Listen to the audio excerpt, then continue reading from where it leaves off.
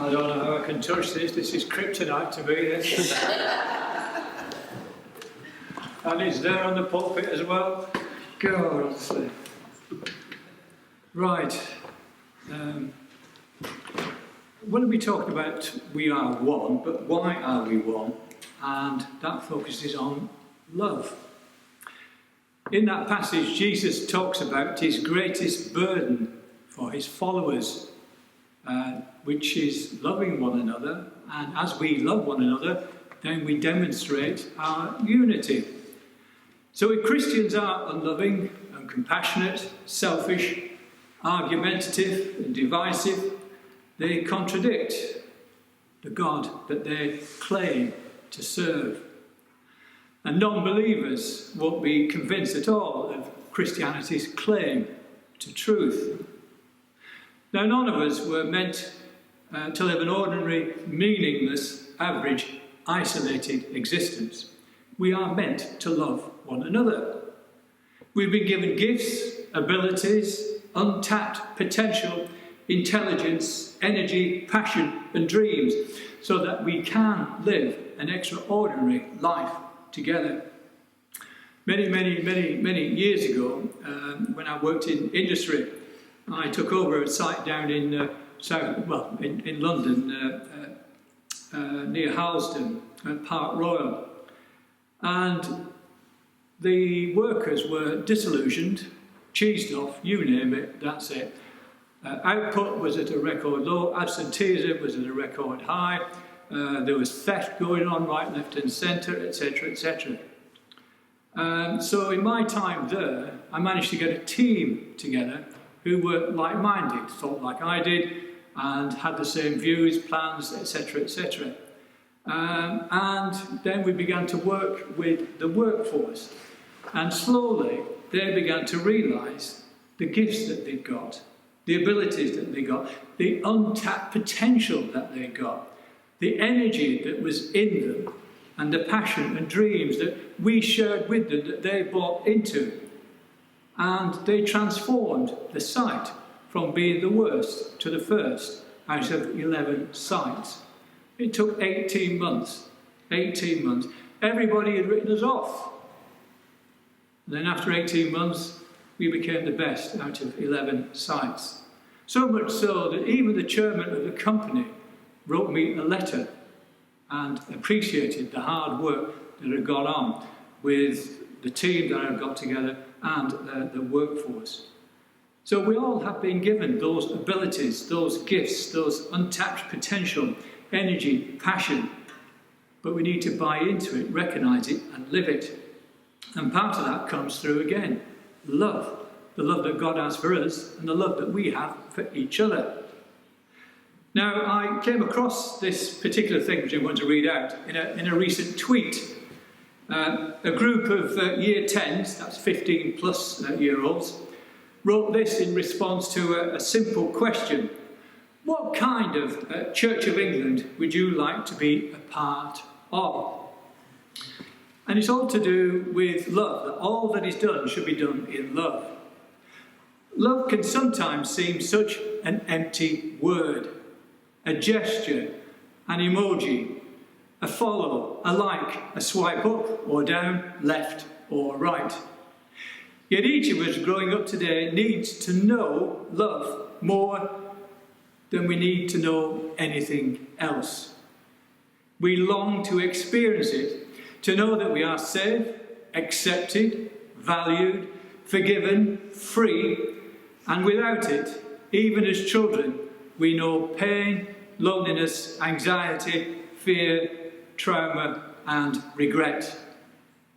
A God who we can't see so easily these days, whose story we don't all know so much anymore, is harder to believe in. That is, if you want us to believe in him, which you seem to, but a church that could show us his love, that really would be something. It would have to be the kind of love that doesn't come with conditions, predispositions, prejudices, and baggage about who we are. The kind of love that says you are welcome first The kind of love that says you can belong here. The kind of love that says that you matter. The kind of love that says whatever you're thinking of, whatever you're dreaming of, you're accepted for who you are, not for who we'd prefer you to be. That's the kind of church we could get involved in. This kind of church would literally embody the love of God for all, the love of Jesus for all. To become the feet that walk the longest journey, to become the hands that give gifts, serve the most needy, to become the ears that listen first before the mouth that speaks. It would have one central mission: to literally put love into practice and use the simplest decision-making mechanism to determine every course of action. Does this decision show the love of God? Yes? Then do it and keep doing it. Does it not? No? Then stop it. Just stop it. And ideally, genuinely apologise for that as well, rather than try to look good. No one really trusts people like that anymore. Where the church has colluded with practices which have abused people and planet, there should be honesty, confession and restoration. The church, the people, should take a lead. The church should be a safe space and an anchor for both inside and outside of the church. And all that is done should be done in love. We want those who feel outside the church to be intrigued by the love that motivates its actions. Its words are important because no one really trusts words anymore, just actions. But without love, the greatest of spiritual forces, the love about which everything turns and towards everything is drawn, all that may remain soon is well-intentioned, but ultimately hopeless, a hopeless organisation. A club that has forgotten its founder, a man who seemed only to be known for loving those whom no one else would or could, but probably should. So all that is done should be done in love.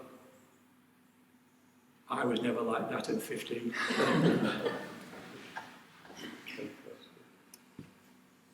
God doesn't draw boundaries between Jesus and us. If we think that God loves Jesus more than anyone else, we've missed the point of the gospel. God loves you the same as he loves Jesus. God loves your neighbour the same as he loves Jesus. God loves your enemy the same as he loves Jesus. If that's how God loves, how can we do anything less and still call ourselves followers of Christ? For far too long, we've dealt with each other through our boundaries, differences, and divisions. And you can see where that has gotten us. You need only to look at the world, read the newspapers, watch the news. When we deal with others through our divisions, we label, we do violence, we hunker down to defend whatever position that we're holding. There is no love, no oneness in that.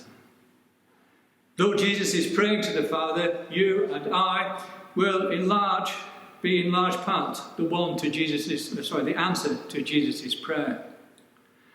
And we answer his prayer every time we choose how to love, who to love, and where to love. So it's time we answer Jesus' prayer and deal with one another in love.